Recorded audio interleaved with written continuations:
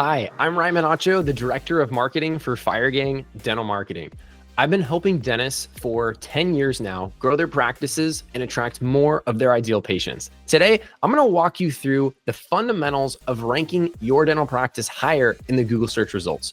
This video is really meant for dentists who are looking to either run their own SEO strategy or learn enough just to hire the right marketing partner and ask the right questions. So this first question that we need to answer is, does SEO still matter? Yes, search engine optimization, SEO, essentially keeps your practice relevant online. If you're not showing up in search engines, your dental practice might as well be invisible. This is because 53% of website traffic today is coming from organic search. So if your website is not fully optimized for search, you could be missing out on more than half of the patients in your area that are looking for a new dentist. So pay attention to the strategies that I'm going to talk about today.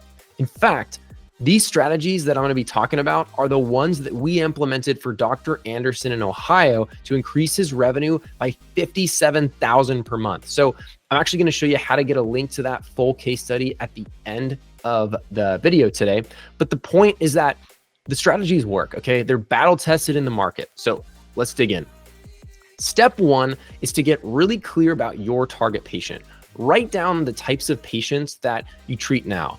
And also the patients that you'd like to see more of. And also, how would you describe yourself as a dentist? So examples of this would be like pediatric, implant, dentures, endodontist, general dentist, holistic, cosmetic, emergencies, so on and so forth.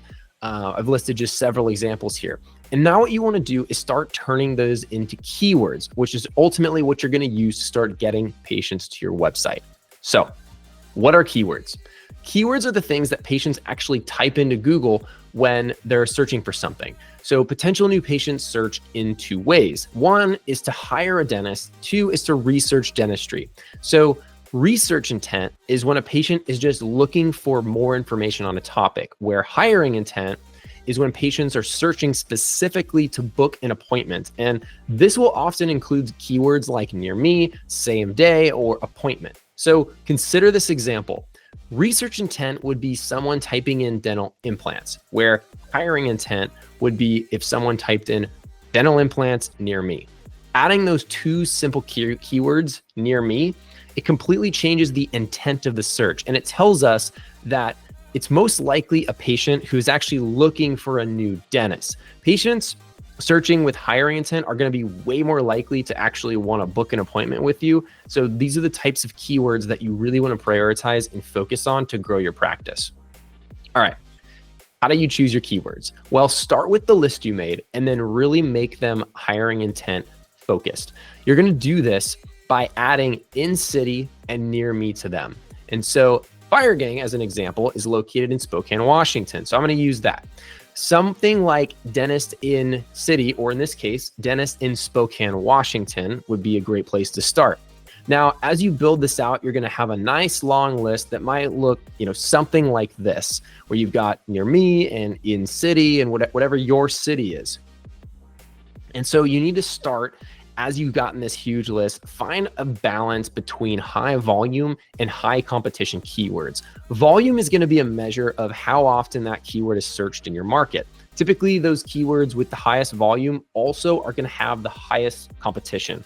It makes sense, right? Because everyone wants to go after the biggest pool of patients. In nearly every market, the number one volume keyword is going to be dentist near me or dentist in city, right? Dentist in Spokane, Washington. So in Spokane, dentist near me is searched 2,900 times per month. And the next highest search is actually pediatric dentist in Spokane. And this has 720 searches per month.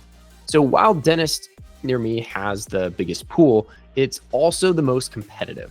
As you get more specific, the competition begins to drop off, but so does the volume, right? Pediatric dentist near me is a lot more specific than dentist near me, but of course that's because it's not going to apply to every dentist. Not everyone is treating those patients. You can do all this research to figure out what are the highest opportunity keywords to go after in your market that also don't have a tremendous amount of competition. There's a lot of great tools for this, such as Google Keyword Planner, SEO, SEMrush, SpyFu. There's a lot of these. And so what I'd recommend doing is especially if you're going to do this SEO work yourself, is to get into these tools and start digging in building out your strategy. But as a great place to start, you can use these 20 keywords I'm going to pull up on the screen here and then move to the next step of this video. Also, check the description for a link to our SEO guide where you're going to be able to get access to this full list I've shown here and even more keyword ideas to give you a really good place to start. So now that you've gotten your list together, the next step is to optimize your website. And in this section, we're going to cover 3 main topics: structure, content, and speed. Let's start with website structure. There are typically 3 ways that I see dental websites set up. First is a single landing page with everything on it. If I were a dentist doing this, I would have menachodental.com, because my name is Ryan Menacho, and I'd put information about me and my practice and my services all on the homepage. There'd be no other pages that a patient could navigate to. It's just all there. This is more commonly known as a landing page, and it's far more effective when you're only running ads like Google ads or Facebook ads, and you're really just not worried about an SEO strategy at all. I'm going to discuss that in more detail in a second here, but second is a multi-page site with a single services page. On this type of website, I'd have my homepage, an About Us page, a Contact Us page, and a services page that has every service I offer listed on it. And then third, there is a multi-page site where I've got the homepage, the About Us page, and the Contact page, except now all of the service pages have their own page, which means now you could have 10 to 15 individual pages on your website with every single service getting its own page. This is incredibly critical for an SEO strategy. And the reason why is that you can truly only optimize each page for one keyword at a time. So if you have a page that has everything on it, right, the landing page, you could optimize that for, let's say, dentist near me, but then you've got really no shot at ranking for anything else, such as like dental implants near me. So it's going to significantly reduce your ability to show up in as many searches as possible. So maybe you've got that one search where you're really showing up every single time, and that's great, but you've got nothing else, and you're really not going to be maximizing your potential. So have a multi-page site and break all of your services out into their own page. All right, 2, content. At the end of the day, patient-focused content is what matters most. Creating relevant content around your SEO keywords is going to be a lot more effective than inserting keywords haphazardly into your website content. What you want to do is write the content of your website for patients first. After that, mix in the relevant keywords while keeping your grammar intact. Okay, that's super important. We're writing for patients here.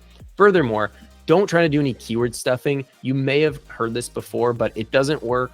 Google can detect it. Keyword stuffing is when you basically just copy and paste the same keyword over and over and over and over and over again into your content. At the point you're doing it, really the only reason is that you're just doing it for Google's sake, trying to get Google to pick up on that keyword. Lastly, Google's also become really good at detecting semantics. So nowadays you can use keywords that are all kind of close to one another, and Google's going to be able to figure it all out. This is very useful for writing good quality content on your website, which is important. So an example of this would be kids dentist, pediatric dentist, dentistry for kids. You can use all of these keywords on the same page, and Google's going to figure out what you're trying to do, that it's all about kids dentistry, because they're all really, really close to each other, right? So let me give you an example. Let's say that to use the same idea here, you wanted to rank for the keyword pediatric dentist in Spokane, Washington. A bad way of doing this, if I were a dentist with a website, would be Ryan Menacho is a pediatric dentist in Spokane, Washington. Of all the pediatric dentists in Spokane, Washington, our practice offers the highest quality dentistry for your family. As a highly experienced pediatric dentist in Spokane, Washington, my team and I will keep everyone comfortable, right? This is so much keyword stuffing. It doesn't sound natural. Nobody talks like this, and it really only exists for Google. Patients don't really want to read anything that just sounds like this.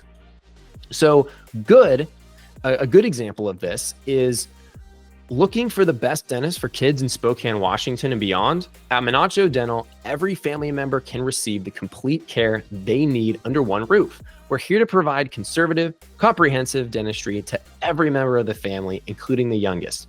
Our dentists are specially trained to provide comfortable care to smiles of all ages. We offer the following dental services for kids. This actually reads like good patient content. There's keywords added into it, and it's very effective. Patients will want to read it. Moms and dads will want to read it and feel like, hey, this might be a place I want to take my kids. Google picks up on it and you're winning across the board. This is the stuff that gets ranked more highly. All right, lastly, third topic is speed. This is more of a pass fail when it comes to Google, but having a site load slowly can cause users to bounce, which then sends negative signals to Google, and this will derank you. So a bounce is when a website visitor leaves before they take any actions on your website. If your website's too slow, people are just going to leave and find somebody else. You can use Google Speed Insights. Here's the link. It's pagespeed.web.dev to see what Google sees regarding your page speed. So you especially want to check it on mobile. Most patients look for a dentist on mobile today.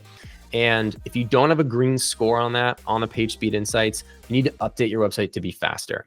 It's really easy to get a great score on desktop. And it's also true that the reality is, most people are looking on mobile. So make sure you have a great site that functions on mobile and is fast on mobile so people will want to read the website content that you put so much energy into building.